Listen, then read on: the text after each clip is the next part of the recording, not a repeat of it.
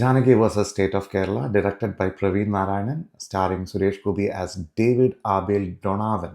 നല്ല ഇടിവിട്ട് പേര്, നല്ല ഇമ്പാക്റ്റ് ഉണ്ട്. അത് തുടങ്ങുമ്പോൾ ഇതിനകത്ത് കുറച്ച് ഗ്രാഫിക്സും അങ്ങനെയൊക്കെയുള്ളൊരു ചെറിയ പരിപാടി വെച്ചിട്ടൊരു ബാക്ക് സ്റ്റോറിയൊക്കെ പറയുന്നതും സുരേഷ് ഗോപിയുടെ ടൈറ്റിൽ കാർഡും അതൊക്കെ നല്ല രസമായിട്ട് വന്നിട്ടുണ്ട്. അനുപമ പരമേശ്വരൻ നല്ല പെർഫോമൻസ് ആയിരുന്നു, എനിക്ക് ഭയങ്കരമായിട്ട് ഇഷ്ടപ്പെട്ടു. മാധവ് സുരേഷ് ഒരാളെ കളിയാക്കാനും ട്രോൾ ഉണ്ടാക്കാനും വളരെ എളുപ്പമാണ്. പക്ഷേ പുള്ളിക്ക് കിട്ടുന്ന ഒരു പ്രിവിലേജ് ഉണ്ട്, ഒരു നെപ്പോ കിഡ് എന്നുള്ള രീതിയിൽ. പുള്ളി ഇതിപ്പോൾ രണ്ടാമത്തെ സിനിമയാണ്.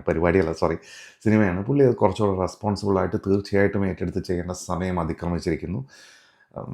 തീർച്ചയായിട്ടും അടുത്ത സിനിമയിൽ പുള്ളിക്ക് നല്ല കുറച്ചുകൂടെ കിട്ടിയ പ്രിവിലേജിനെ നന്നായിട്ട് യൂട്ടിലൈസ് ചെയ്യാൻ കഴിയട്ടെ. ഈ സിനിമയിൽ ഒരുപാട് ട്രോളുകൾ ഇനിയും വരാനുള്ള ചാൻസസ് ഹൈ ആണ്. ഈ ഫിലിം OTTയിൽ ഇറങ്ങുമ്പോഴത്തേക്കും കാണാം.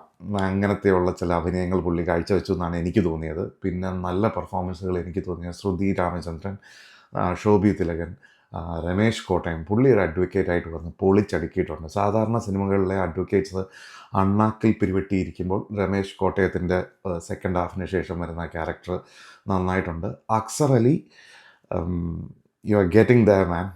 എനിക്ക് തോന്നുന്നു ഒരു ടോപ്പ് നോച്ച് പെർഫോമൻസ് ഒന്നും അല്ലെങ്കിലും പുള്ളി എഫേർട്ടുകൾ കൊണ്ട് വരുന്നുണ്ട്. പുള്ളി പ്രോമിസിങ് ആണ്. ഇതിലൊരു ഭയങ്കര ബ്രില്യൻ പെർഫോമൻസ് ഒന്നും ഞാൻ പറയില്ല, ബട്ട് പുള്ളി ഇനി തേച്ചാൽ ഇനിയും മിനുങ്ങും എന്നുള്ളൊരു വിശ്വാസം പുള്ളി തന്നു തുടങ്ങിയിട്ടുണ്ട്. ദിവ്യ പിള്ളെ ഒരു ചെറിയ റോളിൽ വന്നു പോകുന്നുണ്ട്, വലിയ ഇമ്പാക്റ്റ് ഇല്ല. പിന്നെ ഈ പടത്തിലേക്ക് വന്നു കഴിയുമ്പോൾ ഇതിൻ്റെ രാഷ്ട്രീയം, സുരേഷ് ഗോപി സിനിമയിൽ അഭിനയിച്ച് കഴിയുമ്പോൾ നമ്മളെല്ലാവരും അതൊരു രാഷ്ട്രീയ സിനിമയായി കാണും, അല്ലെങ്കിൽ കണ്ടുകൂടാ, അങ്ങനെ പല ഡിസ്കഷൻസും ഇതിനകത്ത് വരാം. പക്ഷേ എന്നെ സംബന്ധിച്ചിടത്തോളം നമ്മളൊരു സാധാരണഗതിയിൽ ഒരു ശരാശരി മലയാളി ന്യൂസ് ഫോളോ ചെയ്യുകയാണെങ്കിൽ കേൾക്കുന്നത് സമകാലിക പ്രസക്തിയുള്ള ന്യൂസുകൾ, അല്ലെങ്കിൽ കുറച്ച് നാൾ മുമ്പ് വരെയുള്ള ന്യൂസുകൾ, കോപ്പറേറ്റീവ് ബാങ്ക്, ഫാദർ ഫ്രാങ്കോ, കൈമുത്തി വോട്ട് വാങ്ങുക എന്നൊക്കെ പറയുമ്പോൾ അത് ബാക്ക് ഫയർ ചെയ്യുന്ന സ്റ്റേറ്റ്മെൻറ്റാണ് സുരേഷ് ഗോപി പറഞ്ഞത്. ഓക്കെ, അപ്പോൾ ഇതിനെ ഒരു സിനിമയായിട്ട് കാണാൻ അറ്റ്ലീസ്റ്റ് എനിക്ക് പറ്റില്ല. തീർച്ചയായിട്ടും ഇതിനകത്ത് രാഷ്ട്രീയം വളരെ വ്യക്തമായിട്ട് പറഞ്ഞിട്ടുണ്ട്. രാഷ്ട്രീയം പറയുമ്പോൾ ഒരു സ്റ്റേറ്റിൻ്റെ ഒരു പർട്ടിക്കുലർ പാർട്ടിയെ എന്താണെന്ന് ആരെയാണെന്ന് പറയേണ്ട ആവശ്യമില്ല. സഖാവ് പിണറായി വിജയനെ ഇരട്ടച്ചങ്കൻ എന്ന് പറയുന്നുണ്ട്. അദ്ദേഹത്തിൻ്റെ ഫിഗറുള്ള ഒരാളെ കാണിച്ചിട്ടുണ്ട്. ഒരു 5 സെക്കൻഡിലേക്കാണെങ്കിലും പുള്ളിയെ കാണിച്ചിട്ടുണ്ട്. അപ്പോൾ രാഷ്ട്രീയം വളരെ വ്യക്തമാണ്. പിന്നെ സുരേഷ് ഗോപിക്ക് വന്നിരിക്കുന്ന മാധ്യമങ്ങളുടെ അടുത്ത് നിന്ന് വരുന്ന പ്രശ്നങ്ങൾക്ക് പുള്ളി പറഞ്ഞതാണോ, പുള്ളിയെ കൊണ്ട് പറയിപ്പിച്ചതാണോ, ഇത് സിനിമയല്ലേ എന്നൊക്കെയുള്ള ഡിസ്കഷൻസ് ഇനി വരാൻ ചാൻസസ് ഹൈ ആണ്. പക്ഷേ അതിനും പുള്ളി ഇതിനകത്തോട്ട് മറുപടി പറഞ്ഞിട്ടുണ്ട്. അപ്പോൾ സിനിമയിലേക്ക് വരണോ, സിനിമയിലെ രാഷ്ട്രീയത്തിലേക്ക് വരണോ എന്ന് ചോദിച്ചാൽ ഞാൻ രാഷ്ട്രീയം ഇവിടെ വിടുകയാണ്. കാരണം പറഞ്ഞിട്ട് കാര്യമില്ല, അതൊരു വലിയ ഡിസ്കഷനിലേക്ക് പിന്നെ പോകേണ്ടി വരും.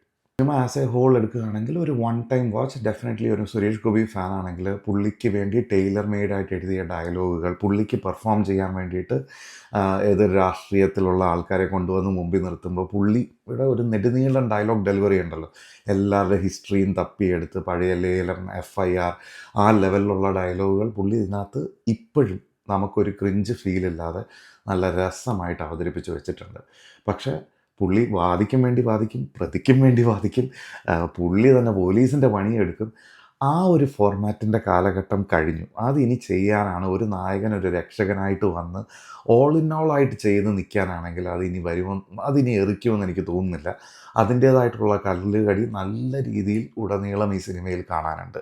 ഒരു സുരേഷ് ഗോപി ഫാനാണ് നിങ്ങളെങ്കിൽ തീർച്ചയായിട്ടും നിങ്ങൾക്ക് ഇഷ്ടപ്പെടും. പക്ഷേ അല്ലാത്തവരുടെ കാര്യം, എന്നെപ്പോലുള്ള സാധാരണ ഒരു പ്രേക്ഷകന് ഈ സിനിമ എനിക്കങ്ങനെ ഒരു വലിയ അപ്പീലിംഗ് ആയിട്ട് തോന്നില്ല. സ്റ്റിൽ ഹാവിങ് സെഡ് ദാറ്റ് ഒരു വൺ ടൈം വാച്ചബിൾ, ജസ്റ്റ് കണ്ടു അങ്ങനെ വിടാം എന്നുള്ളൊരു അനുഭവമാണ് എനിക്ക് തോന്നിയത്. തൻ്റേതല്ലാത്ത കാരണങ്ങളാൽ അനുപമ പരമേശ്വരന് സ്റ്റേറ്റിനെതിരെ ഒരു കേസ് കൊടുക്കേണ്ടതായിട്ട് വരുന്നു. അതിന് വളരെ പ്രസക്തിയുണ്ട്, അത് സംസാരിക്കപ്പെടേണ്ട വിഷയവുമാണ്. പക്ഷേ അതിനെപ്പറ്റി പറഞ്ഞു കഴിഞ്ഞാൽ സിനിമ കാണുന്നവരുടെ ആസ്വാദനത്തിനെ ബാധിക്കും എന്നുള്ളതുകൊണ്ട് ആ വിഷയം ഞാനിവിടെ ഡിസ്കസ് ചെയ്യുന്നില്ല. അതിനുശേഷമുള്ള കോർട്ട് റൂം ഡ്രാമയും അതിൻ്റെ പരിണിത ഫലങ്ങളും. സോ അതാണ് ജാനകി വേഴ്സസ് സ്റ്റേറ്റ് ഓഫ് കേരളയെ പറ്റിയുള്ള എൻ്റെ അഭിപ്രായം. പക്ഷേ നിങ്ങളുടെ അഭിപ്രായം കംപ്ലീറ്റ്ലി ഡിഫറെൻ്റ് ആയിരിക്കാം, നിങ്ങൾ ഭയങ്കരമായിട്ട് ഇഷ്ടപ്പെട്ടതായിരിക്കും. സോ നിങ്ങളുടെ അഭിപ്രായം പങ്കുവയ്ക്കുക. ചാനൽ സബ്സ്ക്രൈബ് ചെയ്യാത്തവർ please to subscribe the channel. അപ്പോൾ സീ യു.